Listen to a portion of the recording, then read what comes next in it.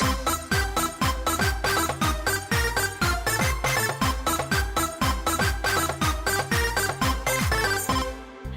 I'm Panny and welcome to my recap of Sony's press conference held at E3 2013. For this video I'll be taking a look at what happened at Sony's press conference and running through all the information shown. If you'd like to find out what happened at the other big four presentations for Ubisoft, Microsoft, Nintendo and EA, you can check out my channel to find recaps for those four conferences. I think Sony went into E3 knowing they were absolutely ahead of the curve right now, and that being the case they ran through a whole ton of information at their conference. That being the case I have a lot to get through, so I'll jump right into it. Sony began their conference by concentrating on the PlayStation Vita, announcing several titles that are being remastered for it, including God of War 1 and 2, Final Fantasy X and X-2, Flower and Dead Nation, as well as The Walking Dead and the new episode 400 Days, and other bonus content. This was followed by a quick look at PS3, showing off The Last of Us releasing in just a few days, as well as a few other games coming to PS3 in the near future, Gran Turismo 6, Beyond Two Souls, Rain and Puppeteer. After this, still concentrating on the PS3, they showed off a couple of third-party publisher titles, Batman Arkham Origins announcing exclusive content only on PS3, and Grand Theft Auto 5 announcing an exclusive PS3 bundle including a branded headset. Following the PS3 and Vita discussion, we finally got our first look at the PlayStation 4 console, which is appearing right now to the right of me. It's nothing super exciting. I mean, it's a PlayStation console, we knew it was going to be probably black or white with some kind of interesting design. In this case it's kind of angled backwards and has some shiny parts and some not so shiny parts. It's a console, nothing to get super excited about. I mean, the PS4 itself is definitely worth getting excited over, but the design itself, I mean, is nothing out of the ordinary. Music and video unlimited features were also announced, as well as a couple of other non-gaming features for the PS4, but after that it was right back into the games. We got our very first look at The Order 1886, a steampunk Victorian-looking time-traveling game that looks freaking crazy. I definitely urge you to go ahead and check out the trailer and start getting pumped for that game. This was followed by a few trailers for games we did already know about but they still look amazing: Knack, Infamous Second Son, Killzone Shadowfall, and Drive Club. After this came another look at the Quantic Dream engine that was shown during the PlayStation 4 reveal.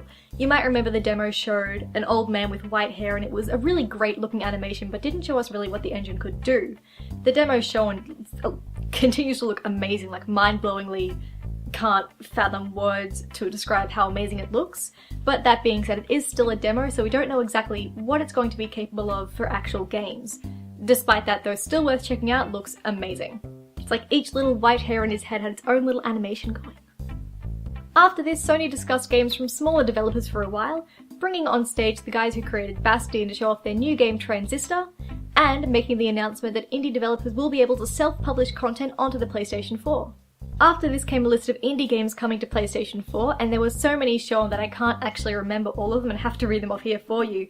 Don't Starve, Mercenary Kings, Octodad Dadliest Catch, Secret Ponchos, Raise the Dead, Outlast, a full remake of the original Oddworld game, and Galaxy the Dimensional.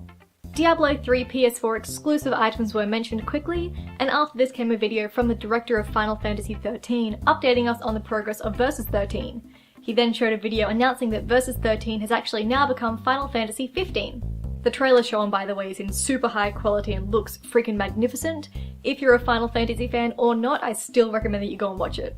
After this, the Disney logo faded onto the screen, and we all knew what came after that, the announcement of Kingdom Hearts 3. This was followed by some more gameplay from Assassin's Creed 4 Black Flag, which actually froze up a little during the presentation, and Watch Dogs. We'd seen both of them earlier at Ubisoft's presentation, but still nice to see some more. NBA 2K14 was shown on screen quickly, showing off some high quality character models, followed by Elder Scrolls Online with the announcement that an exclusive beta will be held for PlayStation 4 owners. This was followed by the announcement of a Mad Max game with exclusive content coming to PS4. After this massive onslaught of games came some more information about PlayStation 4 itself, including some not so subtle digs at Microsoft, announcing that the console does not have DRM towards used games, and there is no online connection required. Also announced that PlayStation Plus existing memberships will carry over to PlayStation 4. They also discussed the perks of being a PlayStation Plus member, and in the perks discussed they mentioned online play on the PlayStation 4, suggesting that online play won't actually be capable without a PlayStation Plus membership, which is definitely a ballsy move, but at this point in time where Sony stand, I think they can probably pull it off. Nearing up to the end of the conference came the world-exclusive gameplay trailer for Destiny, which is looking amazing.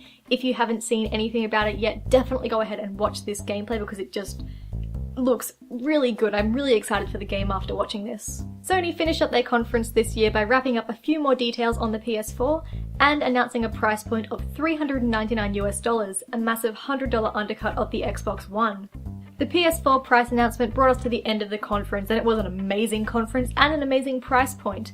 Undercutting the Xbox One by $100 was unexpected to me. I think they definitely could have probably priced it higher and not had too much bad feedback from that, but $100 lower and all the extra features and no DRM and no online is just amazing. In my opinion, Sony completely smashed it at E3 this year. They hit every note they had to hit, showed us so many games, announced some great new games, and we saw some gameplay from existing games. It was just so exciting.